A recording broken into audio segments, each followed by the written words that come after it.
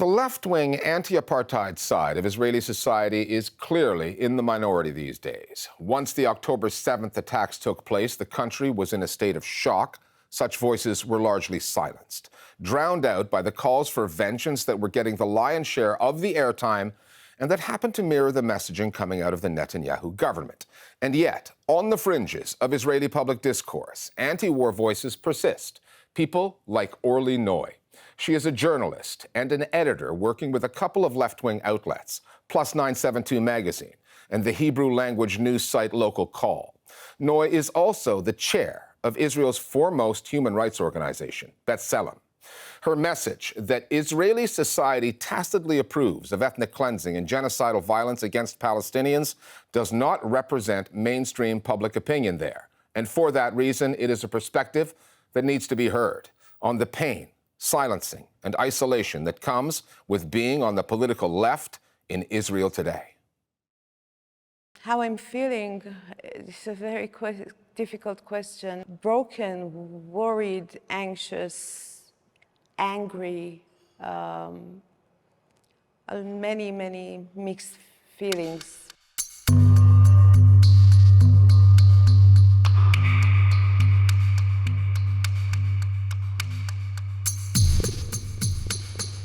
So my name is Orly Noy. I'm a Jerusalem-based journalist and editor. I also serve as the chair for the Israeli human rights organization, B'Tselem. בוקר טוב לכם, השעה 6:45 ואנחנו במשדר חדשות מיוחד בעקבות מטח טילים ורקטות שנורה לשטח ישראל. Saturday tends to be a very quiet day here in Jerusalem. We woke up very early to the sound of sirens, and we immediately understood that those weren't regular sirens, those were sirens of war. It's incredibly difficult to really thoroughly analyze the impact of October 7th on the Israeli society. ישראל במלחמה, במערכה שלא ידענו כמוה שנים רבות, מלחמה שבה האזרחים נמצאים בחזית. Without a doubt, this is conceived as the biggest tragedy, disaster that the country has ever experienced.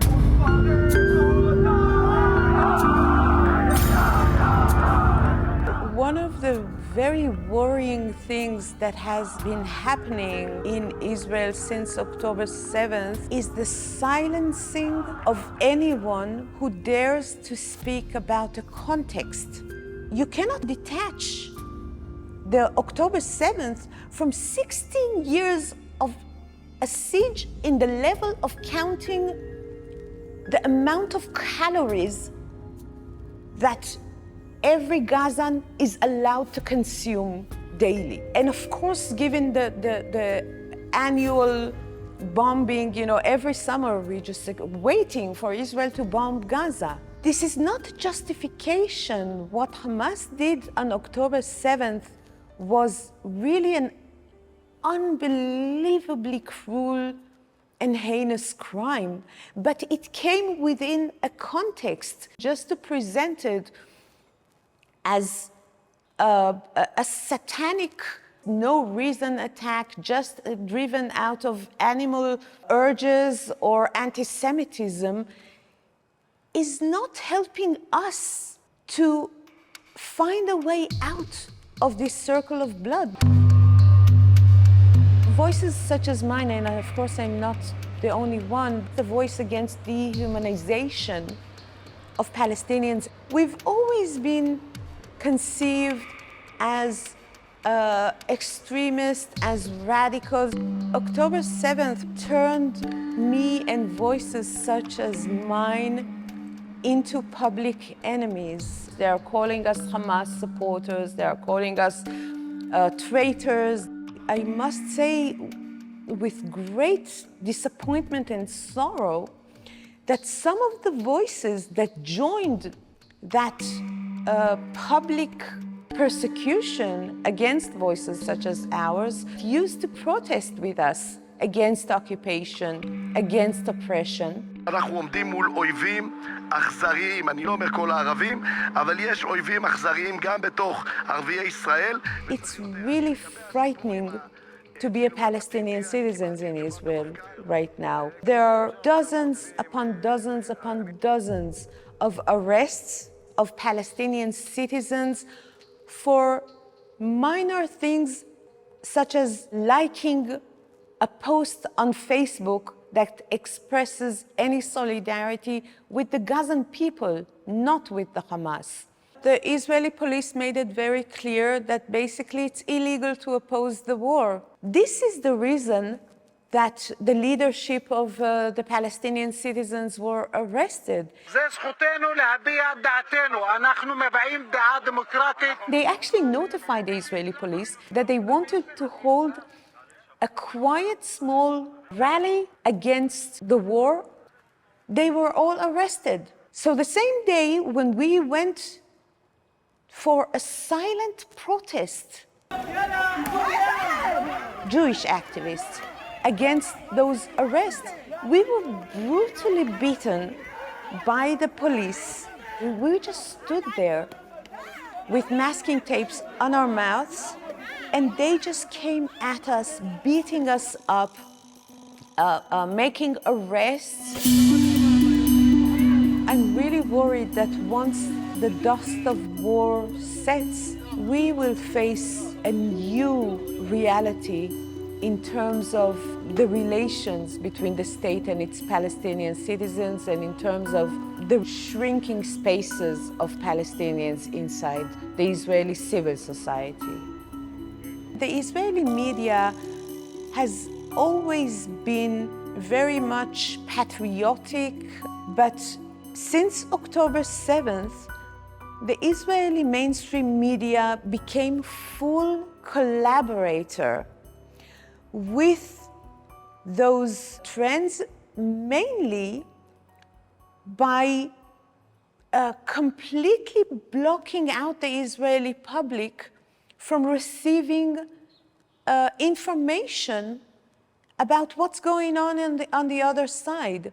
As a progressive mainstream media, Haaretz plays a very important role. The constant coverage of Amira Haas, of Gidon Levy, of Hagar Sheizaf, those are really precious, important, valuable journalists. But exactly because of that important role of Haaretz, it is so disappointing to see that they are giving room to heinous opinion pieces, completely dehumanizing Palestinians in Gaza.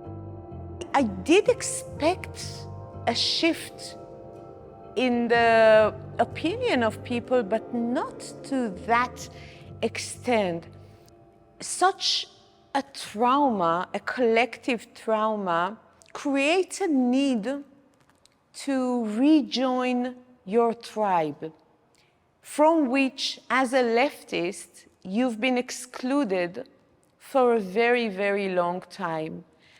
So this collective trauma is sort of an invitation for those who left, quote unquote, the tribe, to gather back in, embrace the collective narrative. And this is what many of the left camp did. October 7th completely shook up that equation that Israel was the oppressor, the bad guys. The Palestinians were always in the place of the victims, and the Israeli left is the good guys. All of a sudden, for one moment, the Palestinians stepped out of the place of being just victims and became victimizers. That moment broke down the understanding of the reality for many people. It's a result of constructing the Palestinian case for so many years solely as a humanitarian case rather than a political one. One of the things that really hurt the most for me is the delegitimization of my own grief over October 7th. It's like we were stripped from the legitimacy to share that public grief if we do not support the massacre in Gaza right now. And if you're not willing to be fully part of that narrative, you're not allowed to even grieve the horrible disaster of October 7th.